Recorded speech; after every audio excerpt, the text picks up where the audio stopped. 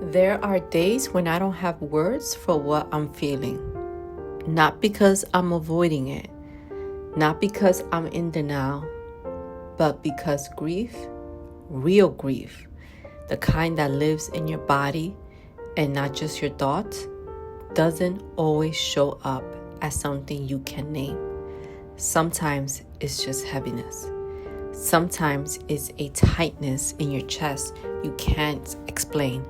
Sometimes you sit down to pray and nothing comes out because there isn't a sentence big enough for what you're carrying.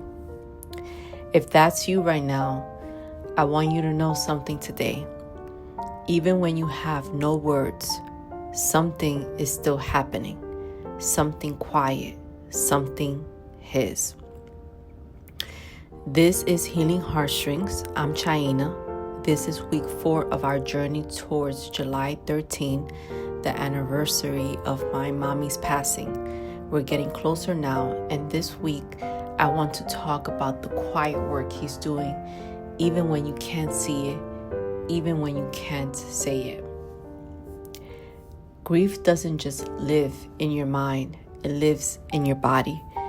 I didn't understand that until I went through it myself. The exhaustion that sleep doesn't fix. The way your chest feels tight for no reason you can't point to. The way certain smells or songs or seasons can undo you without warning. Because your body remembered before your mind caught up. Nobody tells you that grief is physical, that it sits in your shoulders, that it shows up as forgetfulness or appetite change or a heaviness when you wake up before you even thought about anything yet. Romans 8:26 says, "The Spirit helps us in our weakness. We do not know that we ought to pray for, but the Spirit Himself intercedes for us through groans that words cannot express." Groans that words cannot express. That's not poetic language for something rare. That's describing exactly what it feels like to grieve. Your body groaning, your spirit groaning, no sentence available big enough to hold it. And here's the part I needed someone to tell me. That groaning is still prayer. God is not waiting for you to find the right words. He already knows what you're carrying, and He is interceding for you in the very moment you have nothing to say.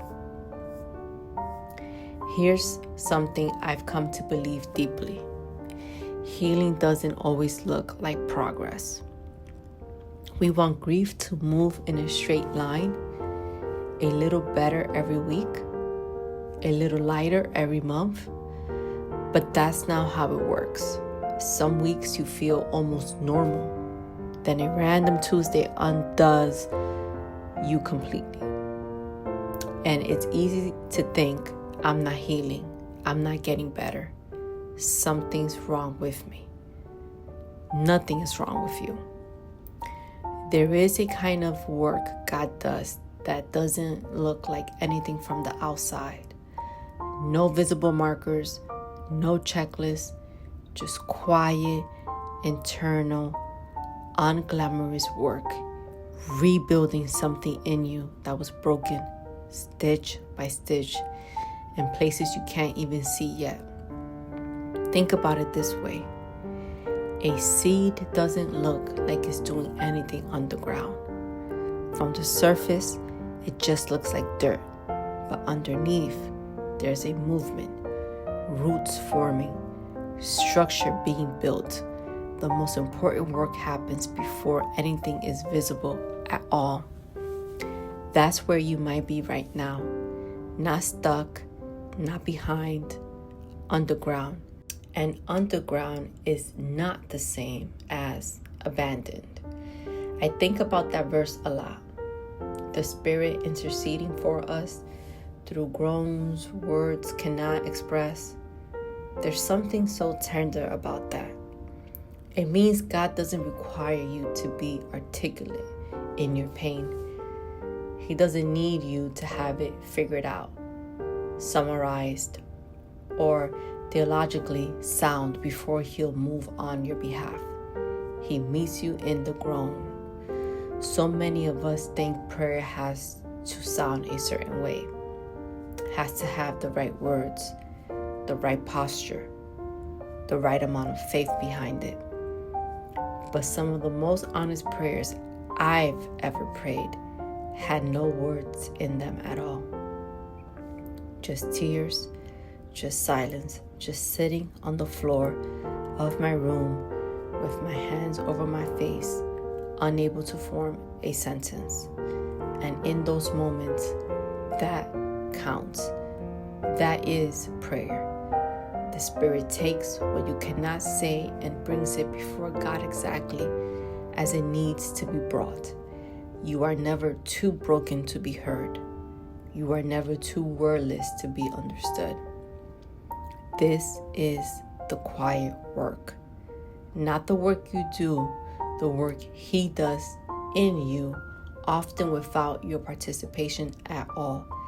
Just your presence, just your willingness to stay close even when you have nothing to offer but your need. I want to bring this down to the ordinary days, not the anniversary days, not the big marked moments, the regular Tuesday when you're just tired and a little sad and you don't really know why today feels heavier than yesterday. Those days matter too. The quiet work doesn't pause for the unremarkable days. In some ways, that's where most of it happens. Not in the big breakthroughs, in the small, repeated choosing to keep going, to keep showing up to your life, to keep loving people even when you're aching. If today is one of those ordinary heavy days for you, this video is for you specifically. Not because something dramatic needs to happen, but because I want you to know that the Spirit is interceding for you right now in this very ordinary moment with groans that you don't even have to form into words. You don't have to perform healing. You don't have to narrate your progress to prove it's happening. Some of the most important work God does in us happens in the most unremarkable, undocumented moments of our lives. If I could leave you with one thing today, it's this. You don't have to understand what God is doing in you right now for it to be real. The Spirit is interceding for you in groans words cannot express. That means even your wordless grief, your unexplainable heaviness, your tears that come out of nowhere, your inability to even pray a full sentence some days, even that is being carried, translated, brought before God exactly as it needs to be. You are not failing at grief. You are not behind in healing. You are in the quiet, underground, root-forming work that always happens before anything visible appears. He is doing something in you right now. You don't have to see it yet for it to be true. The work is quiet, but it is not absent. He is not absent. He is near, even in the groaning, especially in the groaning. If today's video met you in a quiet, wordless place, I'm so glad you're here. I have a free set of 10 scripture cards I created for seasons exactly like this one. The link is in the description and in my comments below. If you want to go deeper, I also have a 30-day devotional called 30 Days of Healing After Loss on Amazon and a faith-based self-care ebook for when grief lives in your body and you need gentle, grounded ways to care for yourself. Both links are in the description. Next week, we continue getting closer to July 13th. We're not there yet, but we are walking toward it together, even on the wordless days. This is Healing Heartstrings, and I will see you next week.